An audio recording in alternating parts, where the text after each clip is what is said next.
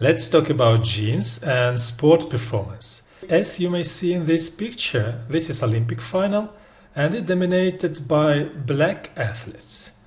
Why this actually might be?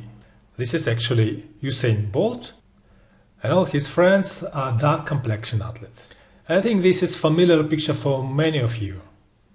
So the question is whether there are some specific gene that help them to excel in this event, or there are some genes, or there's something else we need to consider. And it appears that the question is quite complicated to make some conclusions that we are actually born as an athlete rather than made, or we made rather than born. Well, before continue, I suggest you to think about such a sentence just for warm up. And the sentence is that proportion of successful athletes born in the first quarter of a year is 4 times bigger than those born in last quarter. Why might this be actually?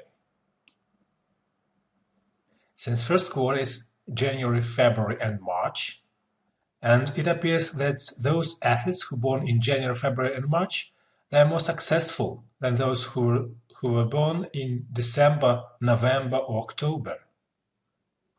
So are there specific genes that are associated with being born in January, February and March, and those genes also helps to perform well?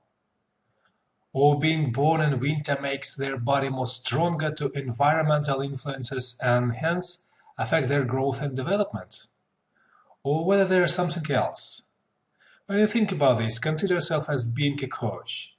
In front of you 2 kids, aged 10 years, and one of them born in January, but the second born in November. Who would you think perform better? Whom you would encourage more and pay more attention during training? Who would you choose to your team? Think about this for a while and we will continue. And before to understand and to speak about genes, we need to define some basics of molecular biology. And there is such a concept which is called central dogma of molecular biology. This dogma explains how we transfer genetic information from our ancestors and how we create ourselves. I hope that you remember that genes are located on chromosomes in the nucleus, and their information is stored in 4 nucleotide bases of DNA. This is molecule of DNA. And the central dogma of molecular biology is very simple, that DNA makes RNA and makes protein. I will write here RNA molecule and protein. When DNA copied itself, this process called replication. When RNA molecule is synthesized using DNA as a template, this process called transcription. And finally, in a process that's called translation, information from RNA in ribosomes are used to create proteins. So again, DNA makes RNA, RNA makes protein. Another one important concept is gene expression. You may actually select any physiological process and you may explain this process directly or indirectly in terms of gene expression. For example, I prepared you an article here. In this study, it was published in Journal of Cell Metabolism, it's reported that acute exercise can remodel promoter region in DNA of skeletal muscles. It means that exercise elicits changes in gene expression that cause actually structural and metabolic adaptation in skeletal muscle. You know what adaptation is, and researchers link this to DNA methylation and gene expression.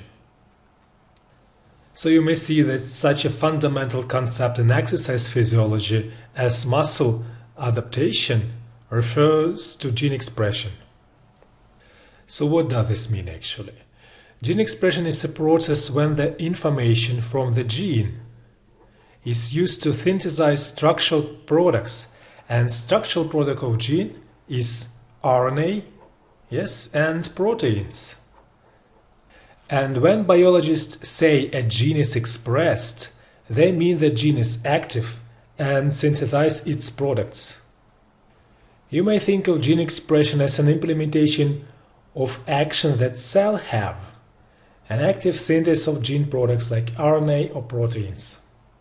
An area relevant to gene expression that has seen rapid growth over the past few decades is called epigenetics. When we speak about genes, you usually think that there are a molecule of DNA which contains your genetic information and you can't basically change it. But epigenetics means a little bit different. So epi means above,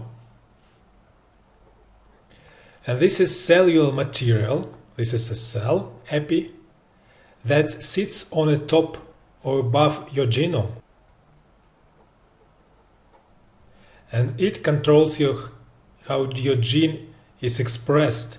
It can switch on or could switch off your genes. I hope you get an idea. Basically, it means that this is you're a cell at the beginning. And when the cell divides, it makes another cell. It transfers genetic information to the daughter cells. Like here. Basically, all DNA here and everywhere here, they are all the same. But suddenly something happened with you, and this is called usually environmental influences, like dieting, stress, or prenatal nutrition, for example, just a few. And some cells, they change. And they change their gene expression. They do not change their DNA. They differ only in gene expression. Maybe this is a little bit not correct here, but they remember that only gene expression different. And if you would be able to transfer this information to your generation, like here, then like here, to your children, with this different gene expression here, and here, you transfer this to your children. Then this process called imprinting. The problem here is that there is not much evidence about this, but some studies exist regarding this. And one of the processes that can control the gene expression, the epigenetics, is called DNA methylation. Methylation, something like this. I can't pronounce it correctly.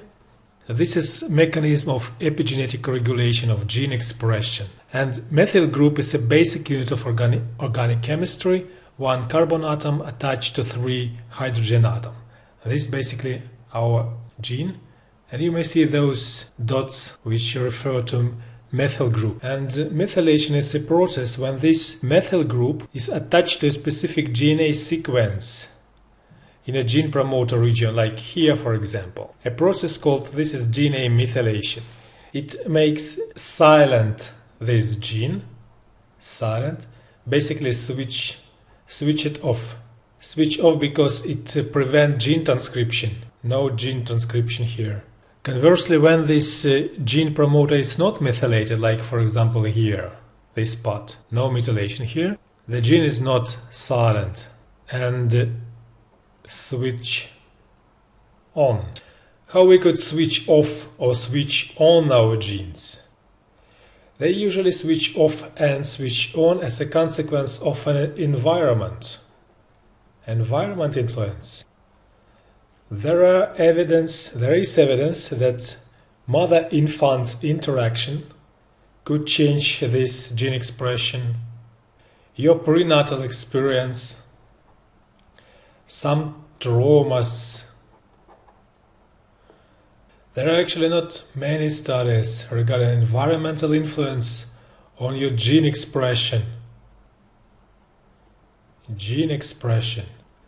Again, we're not speaking about changing your DNA, but about your expression of genes. This is epigenetics. Okay, now you've learned some basic concepts of genetic terminology, and let's move back to sport. In 1987, Swedish sport physiologist Per Olof Åstrand, he told that anyone interested in winning Olympic must select his or her parents very carefully. And of course this is not feasible, but this sentence reflects that genetics in sport is important. And one of the seminal studies which reflect this importance is the study of Pochard. I think I'm correctly pronounced his name. He recruited untrained individuals, measured their VO2 max, and you probably remember that VO2 max is the maximum rate at which your body can utilize oxygen. Then they put them through 12 weeks of aerobic exercise training, and you probably can guess that aerobic training designed to improve VO2 max. And of course they did improve, and their average improvement was around 400 milliliters. But what was really interesting from genetic standpoint was the range of this improvement. And these data were adjusted for individual initial level of VO2 max. What you can see on the top here is the biggest improvement of the individuals. And this improvement was around 1 liter per minute. But on the opposite side of the graph, you can see that around 30% of individuals have no improvement whatsoever, and some of them even decreased VO2 max. They further termed this guy as responders and unresponders. Responders mean that they respond to training program and non-respond to training program. And this is a classic genetic phenotype as related to sport. Well, further scientists corroborated this phenomenon, and they convinced society that around 50% of differences in sport performance can be explained by genetics. So 50% explained, but there are 50% left, which can be explained by other factors such as environment. And of course, scientists did research to identify a gene which can be responsible for the sport performance. And probably the first performance gene that was identified is ACE, gene ACE. Here it is, ACE. You may have heard of it as ACE inhibitors. If someone have high blood pressure, the doctor highly likely prescribe ACE inhibitors. And what it does, it converts angiotensin 1 to angiotensin 2. Angiotensin is a vasoconstrictor. It makes your blood vessels smaller, and this in turn increases your blood pressure. There are two types of this gene, IACE, with allele insertion, IACE, and with allele deletion, DACE. Allele I with insertion is associated with lower level circulating ACE. So if you have low level of ACE, you have low rate of conversion of angiotensin 1 to angiotensin 2, and get less vasoconstriction, of course, here. And therefore you got lower blood pressure. And in context of sport performance, you got lower blood flow around your body. There are many papers on IACE, and I choose one, which is the most famous. What research interested in is how genetic variant associated with runners' performance. In this picture is shown relative insertion I allele, frequency of 91 Olympic standard runners and cohort group. Data actually suggests that I allele frequency is greater among long distance runners, that controls, and rises with the distance run. However, sport performance can't be explained by only one gene. Likely there are combined effects of many genes. And please remember this.